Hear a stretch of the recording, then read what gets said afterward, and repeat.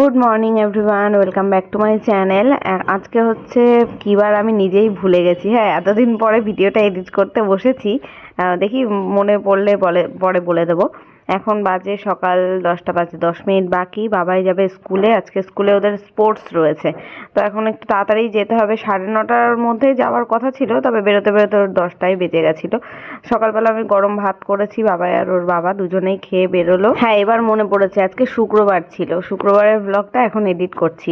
আর কালকে তো পৌষ সংক্রান্তি গেছে, আমি পিঠে কিছুই বানাতে পারিনি। আজকে ভেবেছি পিঠে বানাবো, সেটা দেখার জন্য কিন্তু পুরো ব্লগটা কিন্তু দেখো অবশ্যই। আমি ফার্স্ট টাইম এবছরের ফার্স্ট টাইম পিঠে বানাচ্ছি। গত বছর বোধহয় কি জানি মনে পড়ছে না বানিয়েছিলাম কিনা বাড়িতে। আসলে সবার বাড়ির থেকে তো দেয়, আমার বাপের বাড়ির থেকে, শ্বশুর বাড়ির থেকে, পাশের বাড়ি পাড়ার থেকেও মানে সবাই দেয় বলে আমাদের অনেকবার পিঠে খাওয়া হয়ে গেছে এই শীতে। নিজে বাড়িতে বানাইনি, এবার আজকে আমার নিজের বাড়িতে বানিয়ে সবাইকে দেওয়ার পালা।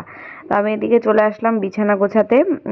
ওরা তো চলে গেল, তারপরে আমি চা বানিয়ে চা খেলাম। মাসি এখনও আসেনি, ওই এখনই চলে আসবে। তা আমি বিছানা তুলছি। আজকে সকাল থেকেই মনস্থির করেছি যে সকাল সকাল সমস্ত কাজকর্ম করে নিয়ে কাচাকুচি করব, তারপর রান্না বান্না করব। সকালে ওঠাও হয়েছে তাড়াতাড়ি, 9টার সময় উঠেছি। 9টারও আগে উঠেছি, আজকে 8:30 মতন তখন উঠেছি। সকালে গরম ভাত বানালাম, তারপর কালকের কিছু তরকারি ছিল সেই সব গরম টরম করে ওরা তো খেয়ে গেল। বাবাই অবশ্য শুধু ডিম সেদ্ধ বাটার এইসব দিয়েই ভাত খেয়েছে। আর তোমাদের দাদাভাই খেলো বোধহয়, কালকের মাছ টাছ কী ছিল সেইগুলো দিয়েই খেলো। কী ছিল আমার এখন মনে পড়ছে না, আমি ভুলে গেছি, ওই কয়েকদিন আগের ব্লগ তো, ওই জন্য। তোমরা খেয়াল করতে পারবে, তোমরা তো কালকে মানে গত দুদিন আমি ব্লগ দিতে পারিনি, কেন জানো তো? কোথাওই যাইনি, বাড়িতেই ছিলাম, এই কাজকর্মর চাপে পড়ে হয়নি। আজকে ওই যে কাচাকুচি করছিলাম, না আজকে তো ব্লগ দিয়েছিলাম, তারপরের দিনকে বোধহয় কাচাকুচি করেছিলাম, বেলা হয়ে গেছিলো। তারপরে কারেন্ট থাকছিল না আমাদের বাড়িতে, বাড়িতে বলতে কি আমাদের পাড়ায় আর কি। একদিন তো সারাদিন আর কি, সকাল থেকে কারেন্ট গেছে, দুপুর পর্যন্ত কারেন্ট ছিল না। এবার ওই আমার ভিডিও আপলোডের টাইমটা পার হয়ে গেলে না, তারপরে আর ভিডিও দিতে ইচ্ছা করে না। ওয়াইফাই না থাকলে ভিডিও পোস্ট হয় না, সন্ধেবেলায় করে ভিডিও গেলে তার ভিউ হয় না, এমনিতেই ভিউ কম হয়ে গেছে। তো আমি না বিছানা তুলে নিলাম, আর আজকে কাজ বসেছি বলে ওই জন্য বের করছি। আর যা কিছু ঘরের মধ্যে ছিল, এই জিন্সের প্যান্টটা বেরোলো, আর এই রুমালটা আমি সেদিনকে ওই মিষ্টিদের বাড়ি কালী পুজোর গেছিলাম নেমন্তন্ন খেতে, সেখানে গিয়ে হারিয়ে ফেলেছিলাম। আমি ভেবেছি হারিয়ে ফেলেছি, বোধহয় কোথাও পড়ে গেছে, আসলে না, যেই কোটটা পরে গেছিলাম ওই কোটের পকেটের মধ্যে রুমাল রাখা ছিল। আজকে আমি ভাবছি যে তাই তো, রুমালটা কোথায় গেল করে খুঁজতে খুঁজতে সেই আলমারির মধ্যে আবার কোট তুলে রেখেছি, সেই কোটের পকেট থেকে বের করলাম, এটাকে কাচতে হবে। ওই দিন ওই খিচুড়ি টিচুড়ি খেয়ে হাত মোছা হয়েছিল ওতে, ওটা কেচে তারপরে তুলতে হবে। ওদিকে দেখলে ডিম সেদ্ধ বসিয়ে দিয়েছি, হাঁসের ডিম নিয়ে এসছে আজকে। হাঁসের ডিমের নাকি ঝোল খাবে, ঝোল না কষা খাবে তাই। আর এই কচুটা কালকে মা দিয়েছিল আর কি, পাঠিয়েছিল। তো সেই গেছিলাম না আমরা কালকে, তো ওই বাড়ি গেছিলাম, রাত্রেবেলা আসলাম, তা দিয়ে দিয়েছিল। আর এইখানে একটু কচু বাটা রয়েছে, বেগুন ভাজা রয়েছে, এটা কালকের রয়েছে, আজকে খাওয়া দাওয়া করব। আর এই আম তেলটাও মা দিয়েছে, আম তেল না, সরি ভুল বললাম, জলপাইয়ের তেল। এটাকে ভাবছি এখানে একটুখানি রোদে দেবো, বাইরে দিচ্ছি না, ধুলোবালি, মানে এখন শীতকাল তো ধুলোবালি খুব ওড়ে, ওই জন্য এই জায়গাটা করেই রাখছি। মুটকিটা খুলেই রেখে দিই, বাবা খুলছে না তো, না থাক।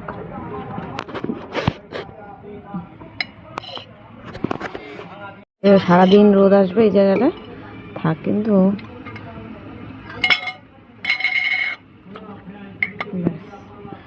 এখানে তার ওপর থেকে কিছু পড়ার ভয় নেই, তা বলা যায় না, টিকটিকি রয়েছে, আবার যদি ওপর থেকে পায়খানা করে দেয়, জালে ওই নেটের ঝুড়ি দিয়ে ঢেকে রাখি। দাঁড়াও, বলা তো যায় না, কিছু যদি পড়ে যায় তারপরে ওই তেল খেলে হয়ে গেল অবস্থা খারাপ। বাইরে ওই ভয়তেই দিচ্ছি না, ওই পাখিটা কি পায়খানা করে দেয় তো সেই ভয়তে, নইলে তো বাইরে আমার উঠোন রয়েছে, একদম সুন্দর রোদ, তো ভয়তে দিতে পারি না। ওইভাবে নেট দিয়ে ঢাকা থাক, তাহলে অসুবিধা নেই। চলো এবার দেখি রান্না বান্না। এই ঘরে যে গোছানো হয়ে গেছে, ও এখান থেকেও তো একটা গেঞ্জি বেরিয়েছে, এই গেঞ্জিটাও বেরিয়েছে। দেখি যদি পারি আজকে কাচাকুচি করে নেব। বাবাই তো আসবে সেই বিকেল 4টে-5টা হয়তো বেজে যাবে, পুরো ফাইনাল খেলা তো অনেক দেরি হবে। এই গেঞ্জিটা আমি ওই ঘরে রেখেছিলাম, কারণ মুছবো সমস্ত কিছু, তাই জন্য। তার হয়নি। ওই ফ্রিজের ওই ঘরে ওয়ার্ড্রপের ওপরটা মুছেছি, এই ঘরে ড্রেসিং টেবিলটাও মুছবো। এই ফুলগুলো দেখো 1 সপ্তাহ হয়ে গেল, কি সুন্দর রয়েছে এখনো, মানে ফুটে গেছে, সুন্দরভাবে ফুটেছে। ওই জন্য ওই কুড়ি দেখে নিয়ে এসেছিলাম, যাতে ফুটবে পরে ভালো লাগবে, তাড়াতাড়ি ঝরবে না। আর জলের মধ্যে দিয়ে রেখেছি, শীতকাল বলেই এতদিন রয়েছে। এখনো বেশ সুন্দর রয়েছে, বড় সাইজ হয়ে ফুটে গেছে। গোলাপিটা দেখো কি ভালো লাগছে, এত সুন্দর। একটাও এখনো ঝরেনি, লালগুলো একটু নেতিয়ে গেছে কেমন একটা। হ্যাঁ দেখো লালের একটা পাপড়ি ঝরে গেল।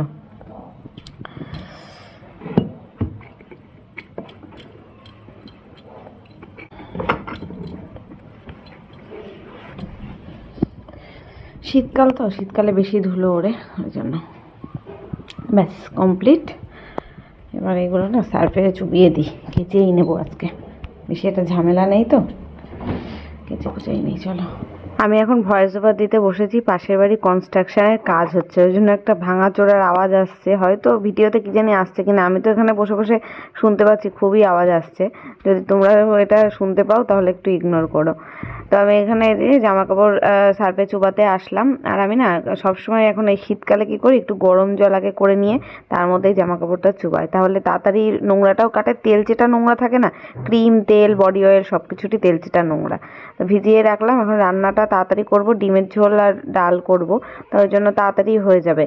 তারপরে গিয়ে কেচে কুচে মেলে দেবো। বাইরে সুন্দর রোদ, এখন এই পৌষ সংক্রান্তিটা যাওয়ার পরের থেকেই দেখছি 2-3 দিন ধরে বেশ গরম গরম ভাব রয়েছে।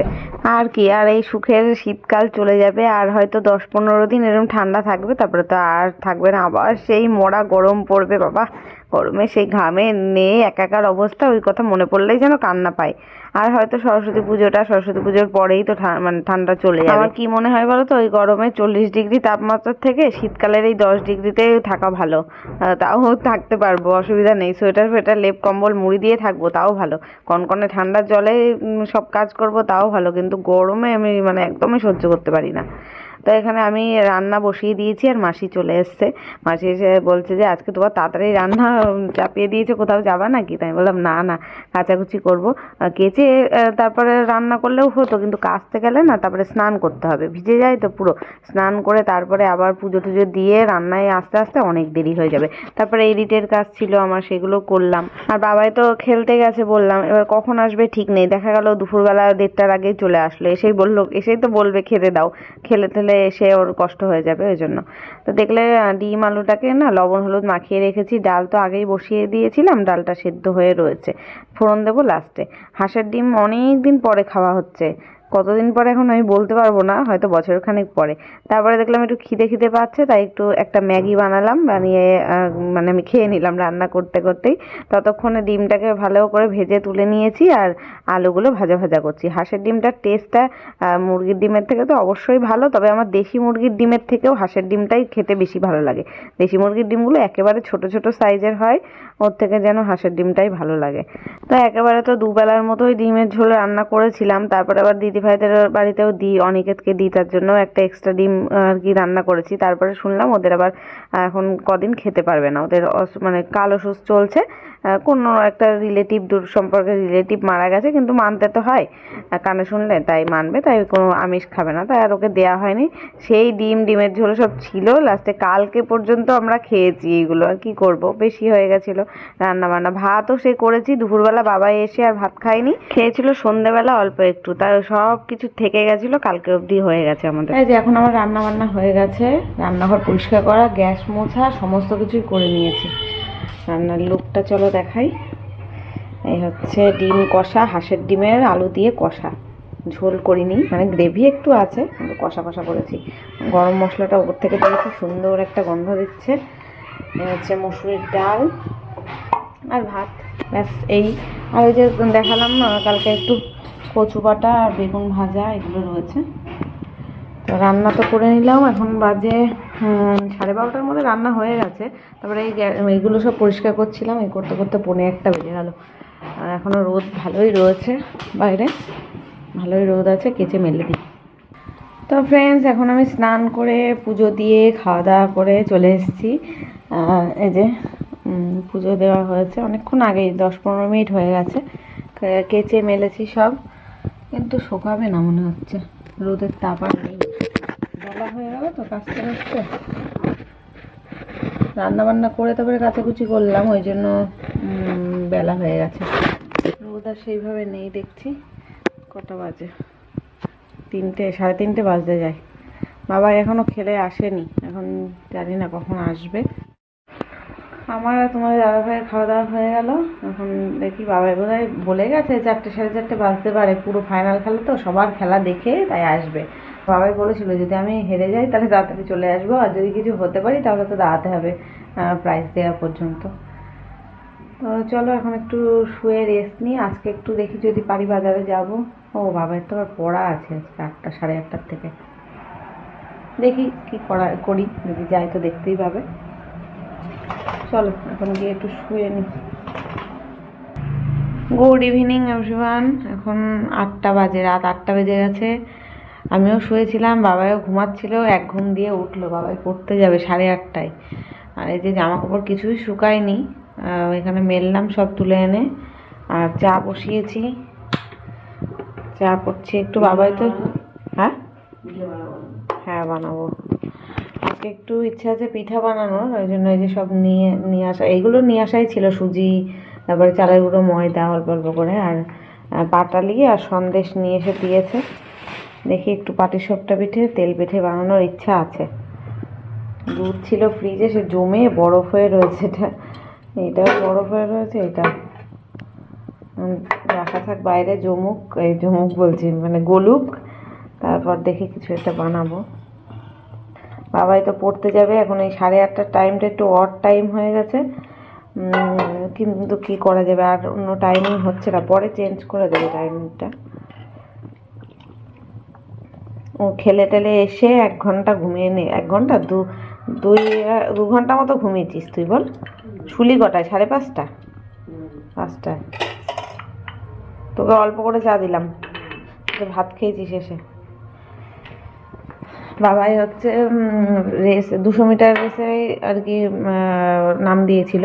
আগের বার দেখলে ফার্স্ট হয়েছিল, এবার ফাইনালে গিয়ে আর ফার্স্ট সেকেন্ড থার্ড হতে পারেনি, 4th হয়েছে। তো তার জন্য মেডেল দিয়েছে একটা। মেডেলটা কই? ওই ঘরে মেডেল দিয়েছে, সেটাই চলো দেখাই। এই যে ওদের স্কুলের নাম লেখা রয়েছে, Bongaon high school, annual sports 2026। এই মেডেলটা পেয়েছে। সেই সকালে গেছে 9:30 10টার সময় গেছে, আর আসলো কটায়? বিকেল 5টায়, 4:30 5টায় এসছে বাড়িতে। এসে তো সারাদিন রোদে রোদে ছিল, এখন তো ঘুম প্রচণ্ড পাচ্ছে, কিন্তু কী করবে, পড়তে তো যেতেই হবে, পড়া রয়েছে। তো ফ্রেন্ডস, এই যে দেখো এখন পিঠে বানাবো। এখানে নিয়ে এখানে পাটালি গুড় নিয়ে এসছে, তো এটা এত শক্ত, পুরো ইট হয়েছিল। এটাকে এখন এই সাঁড়াশি দিয়ে দিয়ে ভাঙলাম, ভেঙে গলালাম, খানিকটার মধ্যে দিয়েছি। এর মধ্যে দিয়েছি চালের গুঁড়ো, ময়দা, সুজি, আর একটু সামান্য লবণ, আর এই গুড়, পাটালি গুড়টা দিয়ে এখন ভালো করে মেখে রাখবো, মিশিয়ে রাখবো। আর এখানে যে দুধ গরম করছি, এর মধ্যে তো সে বরফ হয়েছিল, এটা হয়ে গেছে, গলে গেছে। দুধটা দিয়েই পাটিসাপটা আর কি ব্যাটারটা তৈরি করবো। আর এখানে তো এই যে সন্দেশ নিয়ে এসছে, এই যে সন্দেশ রয়েছে, সন্দেশ দিয়ে বানাবো। আর বাবাই ভালোবাসে হচ্ছে কি পিঠে? তেল পিঠে, পাটিসাপটা। তেল পিঠে আর পাটিসাপটা, সন্দেশের পাটিসাপটা খায় বাবাই, নারকেলেরটা খায় না, ওই জন্য সন্দেশেরই বানাবো। আর তেল পিঠে বানাবো ওর জন্য একটু অল্প করে। চলো এখন এটাকে মেখে খানিকক্ষণ রাখতে হবে। সুজি দিয়েছি, চালের গুঁড়ো, তো এটা একটু মেখে 10-15 মিনিট রাখলে সুজিটা ফুলে যাবে, তাহলে ব্যাটারটা ভালো হবে। আর কি দেওয়া লাগবে? গুড় মিষ্টি হয়ে বেশি হয়ে যাবে না, একটুখানি থাক, আর একটুখানি ইয়েতে দেবো। আমার যেহেতু পিঠে করার অতটা অভিজ্ঞতা নেই, হয়তো বছরে একবার করি কি করি না এরকম অবস্থা। গত বছর মনে হয় করা হয়নি, তো ওই জন্য না একটু মানে ঘাবড়ে যাচ্ছিলাম, একটু উল্টোপাল্টা। আমি একা বানাচ্ছি, আরও পরিমাণগুলো ঠিকঠাক হচ্ছে কি হচ্ছে না সেটা একটুখানি বুঝে শুনে। একবারে আমি পুরো দুধটা দিচ্ছিলাম না, যদি বেশি পাতলা হয়ে যায় তখন আবার তো উঠবে না পিঠেটা। তারপরে দেখলাম পুরো দুধটা তো লেগেই গেল, আবার খানিকটা গরম জল করে এর ভেতরে দিলাম। এমনি গরম জল দিয়েও মাখা যায়, তবে দুধ ঘরে ছিল বলে দুধ দিয়ে আমি মাখলাম। তা এখন দেখো পুরো শুকনো শুকনো হয়ে গেছে। পরে আবার গরম জল করে মেখে রেখেছিলাম। ব্যাটারটা অলমোস্ট হয়ে গেছে। তারপরে আবার দেখলাম মিষ্টি কম, তাই আবার একটুখানি গুড় মেশালাম, মানে পাটালি গুড় মেশালাম। এখন একটুখানি মিশিয়ে, বাবা ঘুরে যাচ্ছে, এটা ঘুরে যাচ্ছে, মিশিয়ে রেখে দেবো, খানিকক্ষণ রেখে দেবো, তারপর ভাজবো। আর এই পাটালিটা রাখলাম তেল পিঠেতে দেওয়ার জন্য। এই যে এখন পিঠে বানানো স্টার্ট করলাম, আর এই হচ্ছে আমার ফার্স্ট পিঠে। প্রথমে ভাবছিলাম উঠবে কি উঠবে না, তো দেখলাম ভালোই উঠেছে, ঠিকঠাক হয়েছে। তবে ফার্স্ট যেটা হয় সেটা তো খেতে নেই, সেটা তুলে রাখতে হয় এখানে। তারপর কালকে কোনো সকালবেলা হলে কোনো প্রাণীকে খাইয়ে দেবো। তো এখন বাদ বাকিগুলো ভেজে নেব। এটা তো হয়ে গেল, তুলে দিই, বেশি কড়া ভাজা হয়ে গেল। প্রথমে না ব্যাটারটা একটু ঘন হয়েছিল, তারপরে যত সময় যাচ্ছে সুজিটা ফুলে উঠছে, ওই জন্য ঘন হয়ে যাচ্ছিল আর কি আরও বেশি। তারপর আবার একটু পাতলা করলাম জল মিশিয়ে। পাতলা করার পরে তারপরে দেখলাম একদম ঠিকঠাক মানে হয়েছে পরিমাপটা। তারপরে এই যে বেশ সুন্দরভাবে উঠে গেল। একটা পিঠেও আমার ভাঙেনি, নষ্ট হয়নি, কিচ্ছু হয়নি। প্রথম ফার্স্ট পিঠেটাও যেমন সুন্দরভাবে উঠেছে, আর ননস্টিকের প্যানগুলোতে করলে এমনিই সুন্দরভাবে উঠে যায়। আর একটু তেল ব্রাশ করে নিচ্ছিলাম, ব্রাশ করে না, ওই যে পুরোনো দিনের পদ্ধতি, বেগুনের ডাঁটি দিয়ে তেলটা আর কি লাগিয়ে নিচ্ছে, মাখিয়ে নিচ্ছিলাম ভেতরটাই। তারপরে মানে যেমনভাবে দেয় ব্যাটারটা দিয়ে, তার উপরে সন্দেশ দিয়ে উল্টে পাল্টে আর কি ভেজে নিলাম, মুড়িয়ে দিলাম আর কি রোলের মতন করে। তাই সুন্দরভাবে ভেজে নিয়েছি। এগুলো কি সময় লাগে, প্রচুর সময় লাগে, আস্তে আস্তে করতে হয়, গ্যাস সিমে করে, বেশি জোর দেওয়া যায় না, তাহলে পুড়ে যায়। তবে সুন্দরভাবে বানিয়ে নিয়েছি। কিন্তু এই পিঠে বানাতে গিয়ে আমার মানে কোমর পিঠ ব্যথা হয়ে গেছিলো ঘন্টাখানেক দাঁড়িয়ে থেকে। এখন এখানে দেখো বেশ কয়েকটা হয়ে গেছে, বানিয়ে নিয়েছি। এখন প্রায় শেষের পর্যায়ে চলছে।